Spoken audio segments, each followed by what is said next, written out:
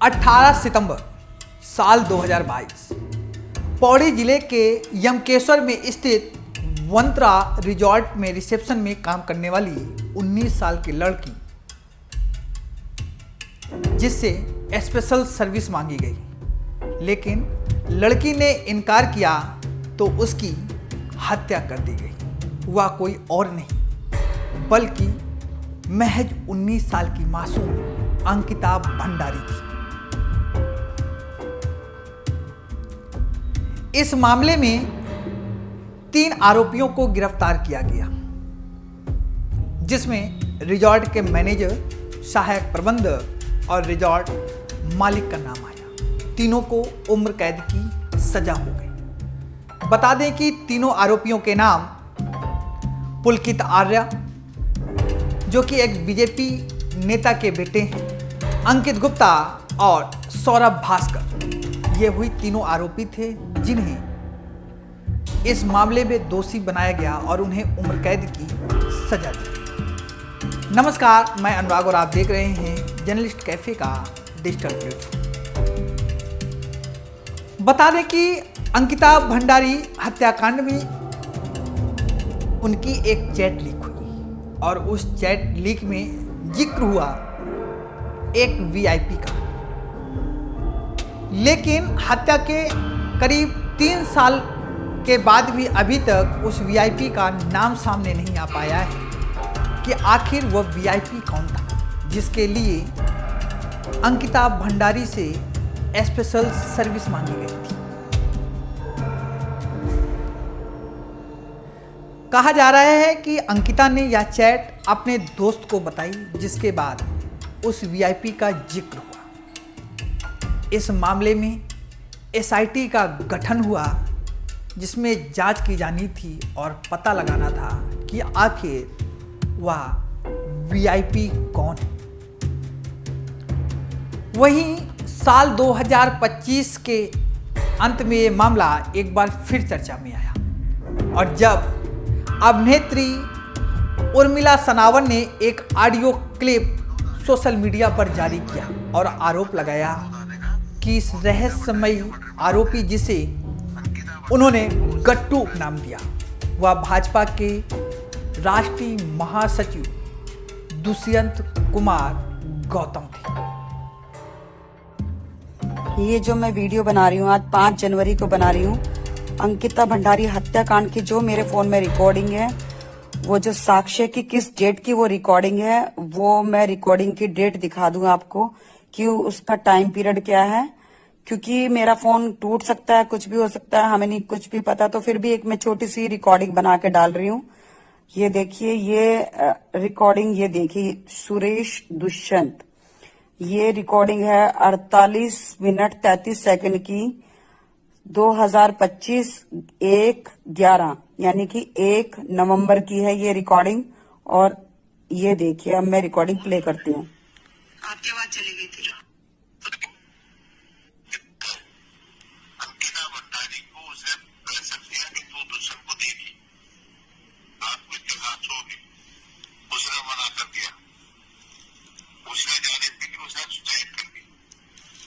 अंकिता बोले मैं ये काम नहीं करूँ। वो होटल वहीं बता रहे थे ना आप, जहाँ गए थे घूमने? हाँ, वही था जहाँ वो टाइगर पैगर में मैंने दिखाया था, जहाँ रिजॉर्ट है, और अंकिता भंडारी थी उसमें। और वो पहाड़ी छोड़ेंगे नहीं किसी भी कीमत पर दुष्यंत गौतम को।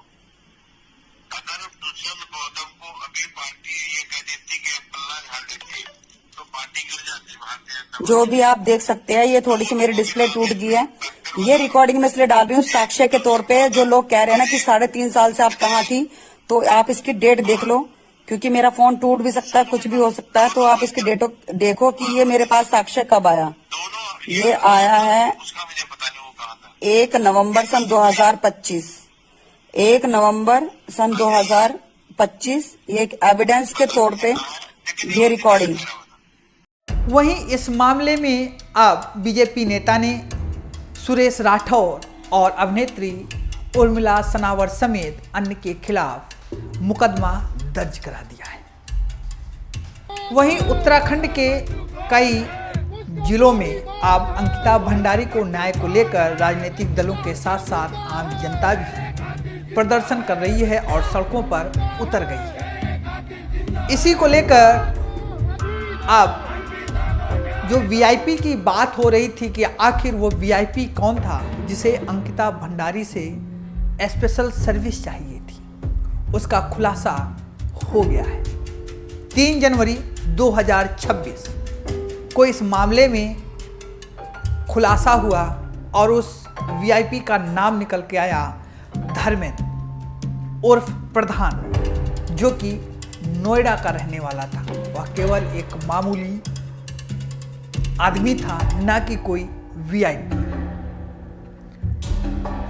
वहीं इस मामले में एसआईटी जांच ने यह भी बताया कि dump data call record, CDR और रिजॉर्ट के स्टाफ के बयानों के आधार पर एक मजबूत केस तैयार किया गया है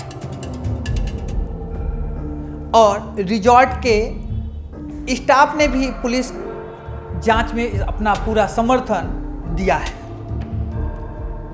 ट्रायल कोर्ट ने तीनों आरोपियों को बयानों के पक्ष उन्हें कड़ी सजा दी है।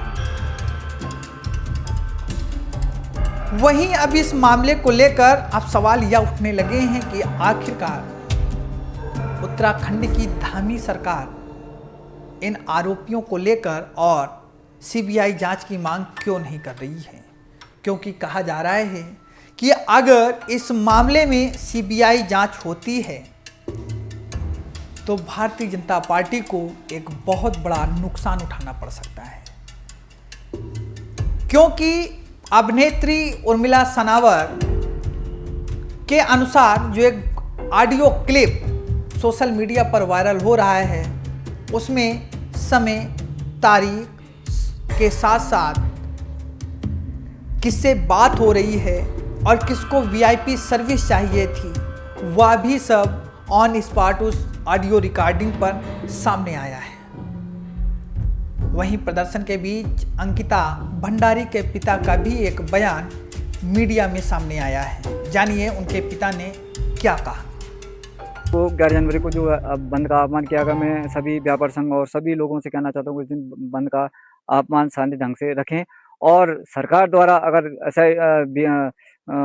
सीबीआई की जांच नहीं रखी तो 11 तारीख के बाद एक उत्तराखंड में जन आंदोलन की प्रक्रिया शुरू हो जाएगी। द्वारा मेरी उत्तराखंड जो मेरी बेटे के लिए न्याय के लिए सड़कों पे निकल चुकी है, अगर सरकार द्वारा पुलिस द्वारा अगर इन लोगों पे अगर लाठीचार्ज हुआ तो मैं स्वयं सबसे पहले खड़ा हूँ आगे।